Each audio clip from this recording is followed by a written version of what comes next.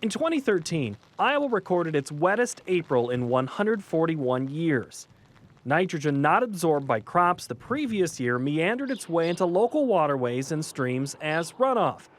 And the two rivers that supply water to Des Moines, the state's largest city, contain record levels of nitrates. By law, the Environmental Protection Agency requires that drinking water contains no more than 10 milligrams of nitrates per liter. But the Raccoon River tested at 24 milligrams per liter last spring, while the Des Moines River contained 18. And the person responsible for maintaining safe drinking water for 500,000 Central Iowans points the finger directly at agriculture as the source of the problem. There are urban contributors to runoff and to pollution. I don't mean to disparage that, but the idea that feeding the world is somehow this password that lets us get by any responsibility for poisoning our neighbors is a real problem for me. In response to the record level of nitrates, the Des Moines Water Works switched on its $3.7 million nitrate removal facility for the first time since 2007. The system, which is believed to be the largest in the world, cost $7,000 a day to run, and the bill for the nearly 3 months of operation amounted to over $500,000.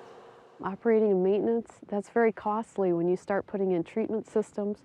A lot of communities will look at drilling a new well, but that's not a guarantee if they drill a new well that it's not going to be drawing a contaminant such as nitrates into that new well. Becky Ortman is the Source Water Protection Coordinator for Iowa's Department of Natural Resources.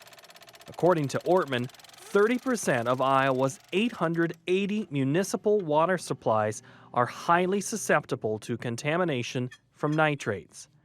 Many of those municipalities serve small communities where an expensive nitrate removal system would be unfeasible. Most communities that are proactive will say, I want to take care of this before they reach the maximum load that they're allowed to. EPA designates you can have a 10 MCL is what the nitrate level is. And so once they hit that, then they have to find alternate sources of drinking water for their community. It's kind of like planting the tree. The best time to plant a tree is 20 years ago. The second best time is today. Over 70% of Iowa's drinking water comes from groundwater, which is tapped by drilling wells. Because it is subsurface does not mean it is pollution-free. They regulate how much you have to test according to where your levels are. So since we're at an 8 average, we test every month. We send a sample in that gets reported to the DNR. We at Griswold, we test it ourselves every day. Just for our knowledge. We're not required to do that, but we test every day. Perilously close to test numbers that would cap its wells, the town of Griswold turned to the Iowa DNR to explore possible solutions. With a population of only around 1,000, less expensive solutions aimed at preventing contaminated water rather than treating it were explored. Our primary objective when we go into a community that has an existing contaminant problem is to identify if that contaminant is a point source or a non-point source, and then to try to better define the capture zone area of where their drinking water is coming from. The capture zone is the area where a well draws its water. Once the capture zone is identified, the source of the pollution can be determined and addressed. In Griswold, the source of contamination was determined to be agriculture, but a solution proved elusive until area farmers were invited to help develop a strategy that would reduce the amount of nitrates entering the water supply. We was just trying to do it all ourselves, and once we asked them, it was like they come in and they were so much enthused about helping protect our water, not only the city's water, but they're also, since we've started this, they've started doing it in other areas around Griswold that's not in our capture zone.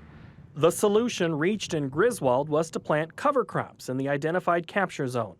According to the Iowa Nutrient Reduction Strategy, 92% of nitrates in Iowa's waterways come from non-point sources, and cover crops are the best single farming practice to keep both soil and nitrates from running off farmland. The finding is the culmination of 2 years of work by the Iowa Department of Agriculture, the Iowa Department of Natural Resources, and Iowa State University. We have some land that lays around the city wells, and we're doing a cover crop to try to control the nitrates in the water. The nitrates in the Griswold water have been moving up slowly, and we're trying to, it's not dangerous levels yet, but we're trying to get ahead of it before they do. Cousins chose a cover crop of ryegrass, which was seeded by plain on standing corn. It is not the first conservation measure that he has adopted to protect Griswold's water supply.